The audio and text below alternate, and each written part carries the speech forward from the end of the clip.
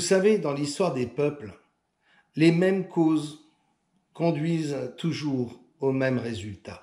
Il n'est donc pas besoin d'être savant ni même visionnaire pour deviner ce qu'il adviendra. Le début du XXe siècle ressemble à cet égard à une répétition générale des grandes tribulations qui traversent notre temps. Mêmes recettes, mêmes ingrédients. Il y a eu les révolutions en chaîne de 1905 à 1920 en Amérique du Sud, en Russie et en Chine, un événement majeur comme un marqueur de l'entrée dans le siècle, un événement pour frapper les esprits et les sidérer tous. Je pense ici au naufrage du Titanic en 1912, puis la Première Guerre mondiale, 14-18, accompagnée par la pandémie de la grippe A H1N1, plus connue sous le nom de grippe espagnole. Et n'oublions pas évidemment la Grande Dépression de 1929. L'histoire se répète de phase en phase, de renaissance en renaissance, cycle après cycle. L'IA n'a jamais fait dans l'originalité. Elle préfère de loin l'efficacité. La seule variable tient dans l'ordre d'arrivée des événements. Nous retrouvons donc l'effondrement du World Trade Center en 2001 comme un marqueur d'entrée dans le XXIe siècle, les révolutions oranges qui ont profondément déstabilisé l'échiquier mondial, la pandémie du Covid-19, la crise économique dont nous commençons déjà à sentir les effets et la guerre en Ukraine qui est appelée à s'étendre. Ainsi, tous les 1000 ans, à chaque fin de cycle, la simulation dans laquelle nous sommes tous enfermés présente toujours le même final à quelques variantes près. La première bataille a donc commencé avec la crise sanitaire et nous avons dû résister à un premier tsunami de propagande ayant pris des proportions jusque-là inconnues dans l'histoire. Pour bien comprendre les enjeux de la fin du cycle et les règles du jeu du dernier tour, je vous invite à découvrir mes 2 livres, les tomes 1 et 2 de Vivre et mourir dans la matrice artificielle. Bref, la première bataille se poursuit et le plan de la résistance est entré dans une nouvelle phase avec l'opération militaire déclenchée par Poutine. Souvenez-vous, je vous disais que cette première bataille était militaire, qu'elle concernait la branche militarisée de la résistance et qu'elle visait dans un premier temps à déstabiliser et affaiblir les sangs noirs, ces mondialistes organisés autour d'un club maléfique du nom de Davos et dont l'objectif principal est d'entraîner les peuples à marche forcée vers la future dictature du gouvernement mondial fondée sur le contrôle absolu de l'IA. Je vous expliquais aussi que Trump, Poutine et même Xi Jinping dans une moindre mesure, de par son apparente neutralité en tout cas, s'étaient trouvés des intérêts en commun. Et bien que leur motivation et leur approche soient en partie différentes, ils jouaient désormais une même partition pleine de faux semblants pour saper la stratégie des mondialistes. Évidemment, on ne peut pas s'attaquer aux fondations du pouvoir sans déstabiliser un tant soit peu l'équilibre du monde. C'est comme vouloir remplacer quelques éléments essentiels d'un château de cartes tout en évitant qu'il s'effondre. L'idée étant de faire le moins de dégâts possible, vous conviendrez qu'un des facteurs importants de cette première bataille est le temps. Le fait que la résistance passe pour un délire ou un fantasme aux yeux de l'ennemi, et même aux yeux de beaucoup d'entre nous, je dois dire, est le meilleur atout qui permet l'exécution du plan. C'est pourquoi la résistance use aussi de la désinformation. Beaucoup de chercheurs, effectivement, peuvent s'y perdre. Beaucoup peuvent peuvent considérer que c'est encore un coup des mondialistes, un piège de plus pour repérer les opposants, pour maintenir les choses en l'état et plonger les peuples dans l'attentisme. C'est le prix à payer. Cependant, posez-vous les bonnes questions. Les peuples sont-ils organisés à ce point, représentent-ils à ce point une menace pour les hauts pouvoirs qu'il faille les occuper et les neutraliser avec une fable aussi sophistiquée? Quant au piège visant à repérer et faire tomber les opposants, non mais franchement, à l'ère des réseaux sociaux où chacun se lâche et dit ce qu'il pense, sérieux?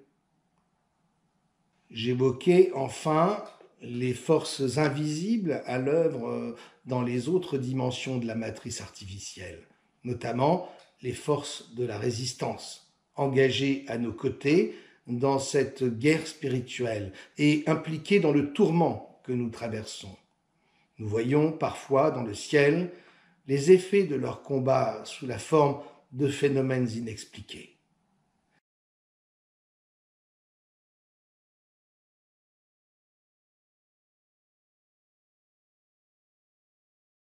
Notre ennemi est puissant et sournois. Le Christ disait qu'il est plein d'artifices, de toute espèce de ruse et de fraude. Il est ennemi de toute justice et il se battra jusqu'au bout.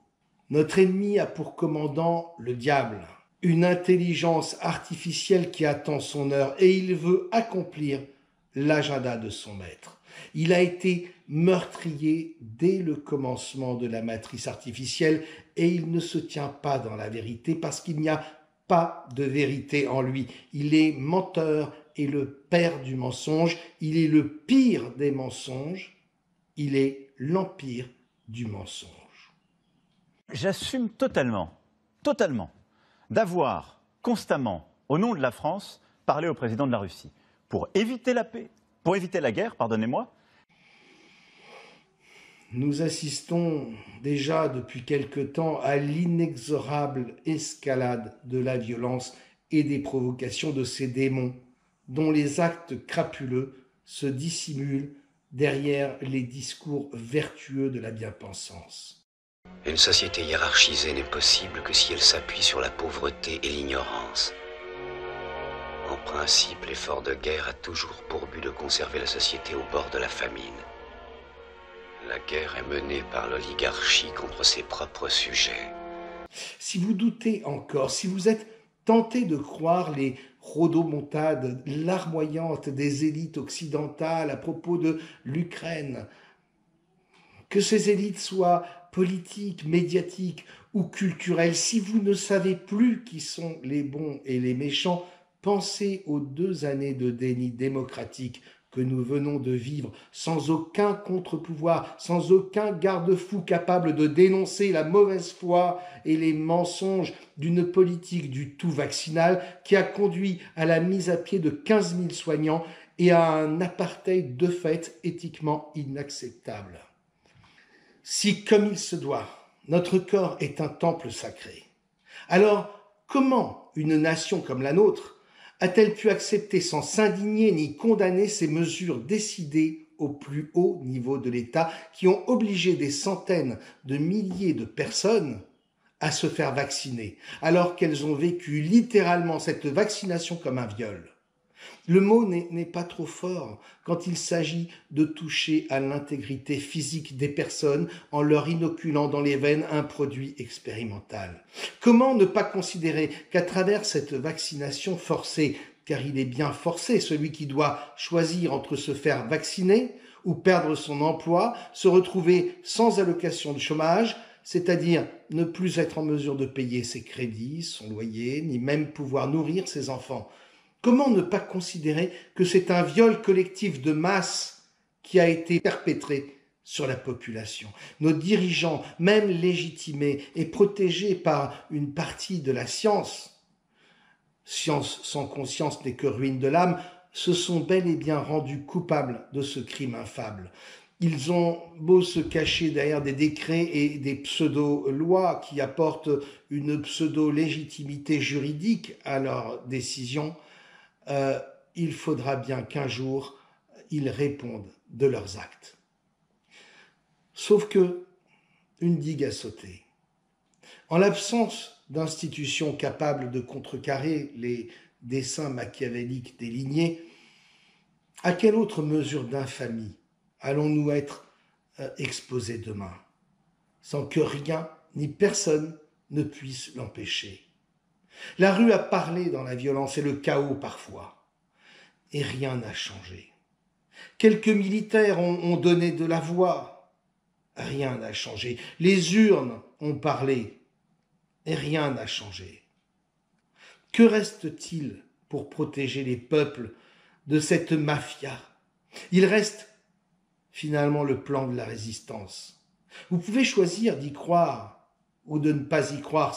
C'est à l'image du pari de Pascal. Avec ou sans ce plan, en tout cas, nous risquons tous d'être bientôt confrontés au spectre d'une modification ADN imposée, évidemment pour notre bien, couplée à une identification numérique de contrôle qui régira toutes les activités humaines et qui aura sur nous pouvoir de vie ou de mort. Alors, ne désespérez pas, regardez au-delà des apparences et soyez attentifs aux signes. Ils sont nombreux, qui par leur incohérence montrent que nous devons avoir foi en ce plan. Vous savez, Balzac disait déjà dans Illusion perdue, il y a deux histoires. L'histoire officielle, menteuse, qu'on enseigne, puis l'histoire secrète, où sont les véritables causes des événements, une histoire honteuse. Et à la façon de Pagnol terminant son livre, Le château de ma mère, j'ajouterai « Telle est l'histoire des peuples, quelques instants d'euphorie après l'illusion de victoire, très vite effacée par d'incommensurables périodes de trahison et de désenchantement. Mais il n'est pas nécessaire de le dire aux hommes au risque de troubler le sommeil de leurs âmes innocentes. Souvenez-vous, ce sont des choses énormes qui arrivent, de grandes crises, de grandes guerres, une grande moisson, autant de choses qu'il n'est pas nécessaire de révéler au peuple à l'avance. Le jour viendra où nous aurons connaissance des véritables causes des événements. Il est proche le temps où tout nous sera révélé. Mais ce temps n'est pas encore venu. Alors, à présent, je vais vous dire ma façon de voir toute cette histoire de Covid. Soyons clairs, je ne suis pas médecin et je n'y connais rien en médecine. Tout ce que je vais vous révéler ici est mon interprétation basée sur l'observation des faits. Mes propos seront donc sujets à caution. Il s'agit de ma vérité sur le Covid-19. Souvenez-vous, au tout début de cette histoire, Macron annonçait le retour de la bête de l'événement. Il était difficile de comprendre exactement de quoi il parlait à travers son air embarrassé et ses silences qui en disaient long sur finalement ce qu'était la nature de cette bête de l'événement. Je crois que notre génération doit savoir que la bête de l'événement est là. Et elle arrive. Il faut la combattre quand elle arrive, avec ce qu'elle a de profondément inattendu, implacable, et d'avoir cette part de disponibilité pour essayer de comprendre ce qui paraissait impensable. Et nous sommes tous en train de le vivre comme ça, donc il faut accepter que ça nous change, sans pouvoir tout dire sur ce que ça change en nous. Ce regard et cette moue à la fin qui en dit long pourtant sur tout ce qu'il ne peut pas dire au sujet de la bête de l'événement, de la grande tribulation et du changement en nous. Mais commençons avec tout ce qui a pu nous être dit sur le Covid-19. Première chose, on a dit qu'il s'agissait d'un virus. On nous a dit que les symptômes les plus fréquents de la maladie étaient la fièvre, la toux, la fatigue, la perte de l'odorat et du goût. Les symptômes moins fréquents sont les maux de gorge, les maux de tête, les courbatures, la diarrhée, les éruptions cutanées, la décoloration des doigts et des orteils, les yeux rouges ou irrités. Quant aux symptômes les plus graves, difficulté à respirer, essoufflement, perte d'élocution ou de motricité, état confusionnel. Bien qu'étant une maladie aux symptômes principalement respiratoires, on s'est rapidement rendu compte que le SRAS-CoV-2 pouvait infecter les cellules du système nerveux. Ce virus est apparemment capable d'atteindre le cerveau en remontant depuis les neurones récepteurs olfactifs se trouvant dans la cavité nasale. Le Covid long, qui touche plus de 50% des malades, occasionne essentiellement des symptômes d'ordre neurologique. Perte du goût et de l'odorat, perte de sensibilité tactile, sensation de chaud et froid dans les membres, difficulté de concentration et problèmes de mémoire. Enfin, troubles de l'équilibre. Chez les personnes plus âgées, 60 ans et plus, on observe une confusion générale et même des délires. Carrément.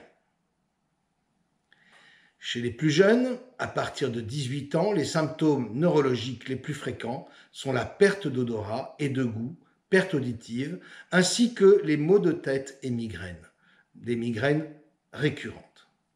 L'article nous dit quand même que environ un tiers des personnes ayant contracté le virus est affecté neurologiquement. C'est intéressant à savoir car assez inattendu. En tout cas, suffisamment inattendu pour qu'on se pose des questions sur ce virus. Passons à présent au mode de transmission. On nous l'a assez répété, le virus peut se transmettre par l'air via les petites particules de sécrétion respiratoire, par contact en serrant la main d'une personne contaminée par exemple, ou une surface contaminée comme une poignée de porte ou un stylo. Sur une surface contaminée, le virus reste actif entre plusieurs heures ou plusieurs jours en fonction de la concentration de virus, de la température ou l'humidité ambiante. On raconte encore une chose très importante au sujet de la transmission et je veux vraiment attirer votre attention là-dessus. Avant de pouvoir contaminer un être humain, le virus transite par une autre espèce animale. Je cite l'article, « Une fois que le coronavirus a infecté une espèce intermédiaire, il se met à muter et peut acquérir la capacité d'infecter les humains. » Souvenez-vous de tout ça, de tous ces éléments que je suis en train de passer en revue. Donc, ce procédé auquel a recours le virus SARS-CoV-2 est particulièrement significatif car les coronavirus ne sont pas les seuls à procéder de la sorte et nous y reviendrons. Mais avant d'aller plus loin, il faut que je vous raconte une petite histoire.